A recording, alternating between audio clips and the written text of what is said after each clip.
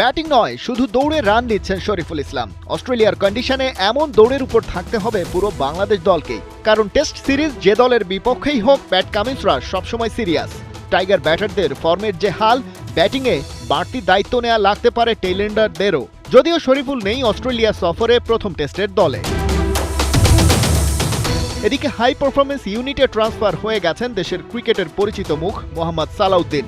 নিয়মিত কাজের ফাঁকে তবুও তাকে দেখা গেল মেইন টাইগার স্কোয়াডেও সময় দিতে।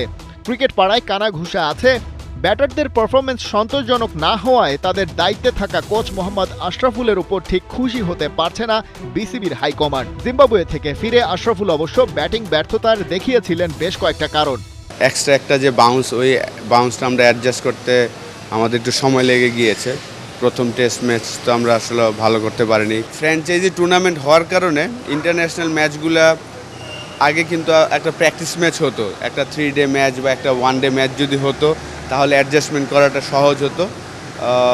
তো ওই অপশনটা এখন নাই। এখন আপনাকে খুব যেই খেলতে হয়, কন্ডিশনের সাথে অ্যাডজাস্ট করার জন্য যে এক্সট্রা একটা সময়।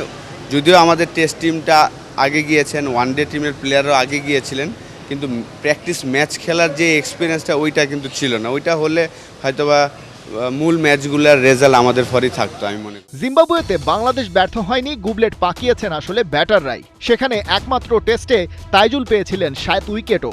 তাই তো সেখান থেকে ফিরে এয়ারপোর্টেই ব্যাটিং কোচকেই দিতে হয়েছিল সব প্রশ্নের উত্তর। তার কথাতেই জিম্বাবুয়েতে টাইগার ব্যাটারদের ভরাডুবির বেশ কয়েকটা কারণ পয়েন্ট আউট করা যায়। প্রথমত, জিম্বাবুয়ের কন্ডিশনে হোম টিমের বোলারদের দেয়া বাউন্সের মাপ ঠিকঠাক বুঝতে পারেনি বাংলাদেশি ব্যাটাররা। এছাড়া মূল লড়াইয়ে নামার আগে কোনো প্রস্তুতি ম্যাচ খেলার সুযোগ ছিল না। ফ্র্যাঞ্চাইজি ক্রিকেটের কারণে সব প্লেয়ারদের ব্যস্ততাও বেড়েছে, ভেন্যুতে গিয়েই ম্যাচ খেলতে নেমে পড়া লাগে। একটা সিরিজ খারাপ হতেই পারে, একটা টেস্ট ম্যাচ খারাপ হয়েছে, এর আগের 4টা টেস্ট ম্যাচে কিন্তু অসাধারণ খেলেছেন আমাদের ব্যাটসম্যানরা। আশরাফুল অবশ্য আশার কথা বলেছেন, সামনে অস্ট্রেলিয়া সিরিজে কাজে লাগবে জিম্বাবুয়ের বাজে অভিজ্ঞতাও। আর এবার টেস্ট সিরিজে নামার আগে পাওয়া যাচ্ছে প্রস্তুতি ম্যাচও। তাছাড়া ঘরের মাঠে ট্রেনিং ক্যাম্পে জিম্বাবুয়ের অভিজ্ঞতা মাথায় ছিল টিম ম্যানেজমেন্টের। কংক্রিট স্ল্যাবের ওপর বোলিং মেশিনে তাই চলেছে টানা অনুশীলন। কিন্তু শঙ্কার বিষয়, শর্ট বল আর বাউন্সারে বাংলাদেশি ব্যাটারদের দুর্বলতা নতুন কিছু নয়। এমনকি জিম্বাবুয়ের সামনেও সেই উইকনেস এক্সপোজ হয়ে পড়ে টাইগারদের। সেখানে অস্ট্রেলিয়ার বোলিং অ্যাটাকে থাকছেন Pat Cummins, Josh Hazlewood, Mitchell স্টার্কের মতো তারকারা। নিজেদের উইকেটে টাইগারদের বিপক্ষে এর আগে কখনো টেস্ট খেলেনি তারা, কিন্তু বাংলাদেশের ওই বিশেষ দুর্বলতা নিশ্চয়ই অজানা নয়। ক্যাপ্টেন নাজমুল হোসেন শান্ত যদিও আত্মবিশ্বাস নিয়ে বলেছেন, টাইগার পেসাররাও টাফ টাইম উপহার দেবে অজি ব্যাটারদের।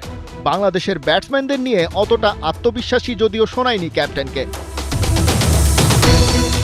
খালিদ জামিল, ৭১।